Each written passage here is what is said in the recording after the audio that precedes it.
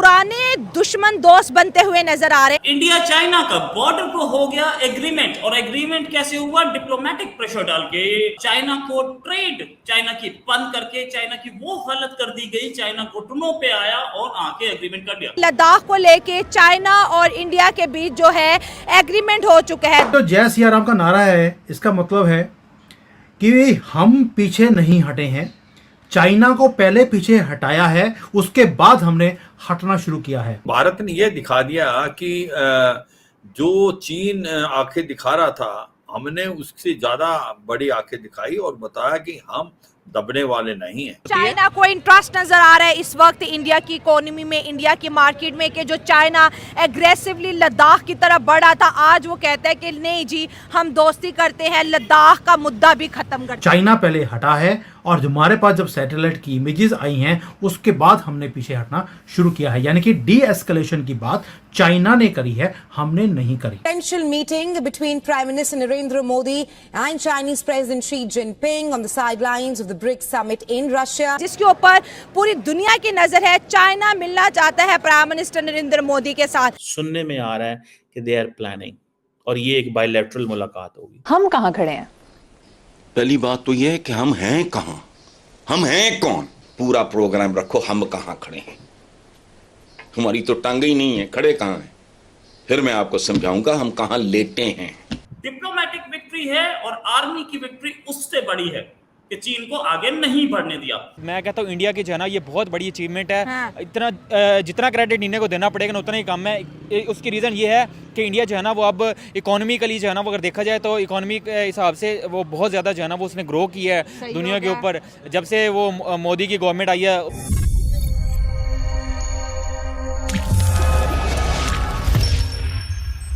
नमस्कार, जय हिंद दोस्तों आखिरकार भारत की जीत के आगे चाइना ने भी टेक दिए हैं घुटने और लद्दाख से पीछे हट गया है। यह भारत की बहुत बड़ी जीत है, जिसको देख अमेरिका, कनाडा के साथ साथ पाकिस्तान के भी होश उड़ गए हैं। भारत और चीन के बीच 2020 की शुरुआत से ही पूर्वी लद्दाख में सेना गतिरोध चल रहा था, जब चीनी सैनिकों ने सीमा पार कर भारतीय कर्मियों पर हमला किया था। घुसपैठ और जून 2020 में गलवान में हुई झड़पों ने दो पक्षीय संबंधों को 1962 के बाद से सबसे निचले स्तर पर पहुंचा दिया था, जब दोनों देशों के बीच युद्ध हुआ था। इस संघर्ष में 20 भारतीय जवान शहीद हो गए थे। हालांकि चीन के कितने सैनिक मरे, इसका खुलासा चीन की तरफ से नहीं किया गया। भारत चीन के रिश्तों में लंबे समय से तल्खी देखी जा रही है, लेकिन एक बड़े घटनाक्रम में दोनों देशों के बीच सीमा पर कुछ समझौते हुए हैं। विदेश सचिव विक्रम मिश्री ने ऐलान किया है कि भारत चीन के बीच विवादित पेट्रोलिंग पॉइंट को लेकर एग्रीमेंट हुआ है, जिसके बाद सेना यहाँ फिर से पेट्रोलिंग शुरू कर सकेगी। ब्रिक्स समिट से पहले भारत चीन के ये ऐतिहासिक कदम अमेरिका जैसे देशों के मुंह पर जोरदार थप्पड़ है। ये जो जय सिया राम का नारा है, इसका मतलब है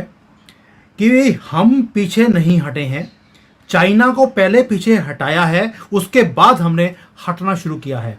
अगर हमने पहले हटना होता तो 2020 में जब ये गलवान में और बाकी बॉर्डर एरियाज में अंदर आए थे, तभी हट जाते हैं। और हम विश्वास नहीं करते हैं चाइना के ऊपर। ये क्लियर मैसेज दे दिया, पहले तुम्हें हटना पड़ेगा। चाइना पहले हटा है और हमारे पास जब सैटेलाइट की इमेजेस आई हैं, उसके बाद हमने पीछे हटना शुरू किया है। यानी कि डी एस्केलेशन की बात चाइना ने करी है, हमने नहीं करी। हमने डायलॉग जरूर किया उनके साथ, कितनी मीटिंग्स कर ली। अब रीजन क्या था कि भाई ब्रिक्स का मीटिंग होने वाला है, उससे एक दिन पहले या 2 दिन पहले राष्ट्रपति जो हैं यहाँ के शी जिनपिंग, वो बोलते हैं हम डी एस्केलेट करने को तैयार हैं, हम दोस्ती का हाथ बढ़ाने को तैयार हैं। अब इसके इम्प्लीकेशंस 4 या 5 हैं, मैं सारे के सारे आपको एक एक करके समझाता हूँ। जी हाँ जी। पहली बात यह है कि आपने राइटली बोला कि पुतिन साहब का इसके अंदर बहुत बड़ा रोल है इस डी एस्केलेशन को करने के लिए। पुतिन साहब ने शी जिनपिंग को, ये इंडियन मीडिया में ये बात नहीं है जो मैं आपके साथ शेयर करने वाला हूँ, पुतिन साहब ने शी जिनपिंग को एक ही बात बोली, look at what the west has done to अस।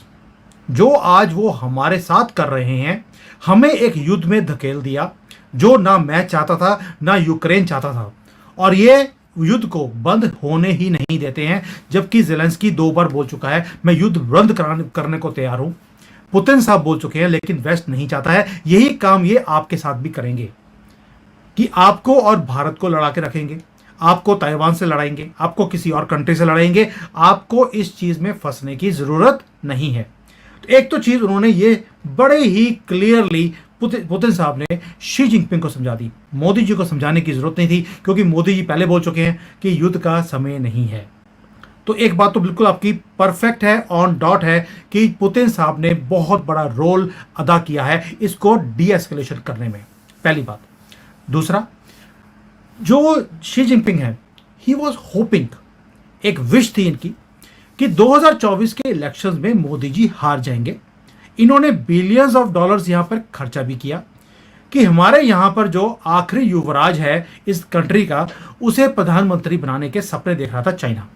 जब वो सपना टूट गया, 4 साल वेट करा है इस राहुल गांधी को प्रधानमंत्री देखने के लिए, क्योंकि उसके बाद तो एक ही काम होता कि अरुणाचल तो काट कर, ऑलरेडी राहुल गांधी ने लिख कर दे दिया है चाइना को, मैं आपको दे दूंगा, मुझे बस प्रधानमंत्री बना दीजिए। मेरे कौन सा फर्क पड़ता है, मेरे बाप दादों ने भी बहुत हिस्से हैं इस कंट्री के जो काट काट कर फ्री में दूसरे कंट्रीज को बांट दिए थे, मैं भी बांट दूंगा। तो जब राहुल गांधी नहीं बना प्रधानमंत्री, इनको पता लग गया कि 5 साल और मुझे अपनी फौज को ऊपर पहाड़ियों पे खड़ा करना पड़ेगा जहां पर -50 डिग्री टेम्परेचर होता है।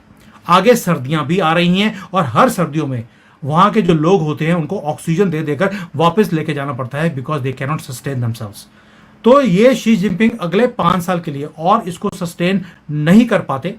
उधर से पुतिन साहब ने प्रेशर डाला, अकल दी, तो इनको पीछे हटना पड़ रहा है। And it is a beautiful move. मैं कहता हूँ इंडिया की जो है ना ये बहुत बड़ी अचीवमेंट है। हाँ। इतना जितना क्रेडिट इंडिया को देना पड़ेगा ना उतना ही कम है। उसकी रीज़न ये है कि इंडिया जो है ना वो अब इकोनॉमिकली जो है ना वो अगर देखा जाए तो इकोनॉमी के हिसाब से वो बहुत ज़्यादा जो है ना वो उसने ग्रो किया है दुनिया के ऊपर।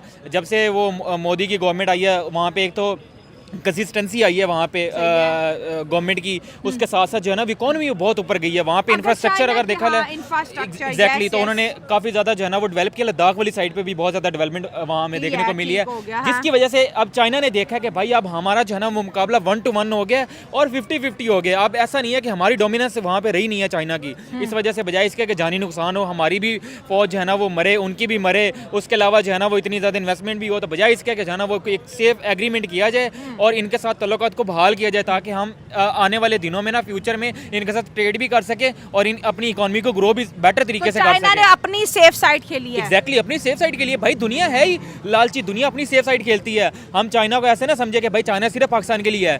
भाई कोई भी मुल्क जो है ना वो अपनी सबसे ज़्यादा अपना फ़ायदा देखते हैं। अब चाइना को अपना फ़ायदा इंडिया में नज़र आ रहा था कि भाई इंडिया जितना ग्रो कर रहा है वहाँ पे आप टेक इंडस्ट्री देख लें, आप ये मोटर इंडस्ट्री देख लें। मैं कहता हूँ दुनिया अब चाइना को उसने बीट कर दिया भाई। और डिफेंस में भी इंडिया की DRDO की बात करें और भी प्राइवेट सेक्टर की बात करें तो बड़ी से बड़ी डिफेंस टेक्नोलॉजी इस वक्त इंडिया के है। 2 उन्होंने जो है न्यूक्लियर सबमरीन्स बना दी हैं। इंडियन ओशन पे भी इंडियन आर्मी की पावर नज़र आ रही है, बॉर्डर पे भी पावर नज़र आ रही है। तो आपका ये कहना है कि अगर चाइना लद्दाख से हट रहा है तो इसमें चाइना का फायदा है, क्योंकि वो इंडिया को नहीं डरा सकता। ये तो अब बिल्कुल भी नहीं डरा सकता था।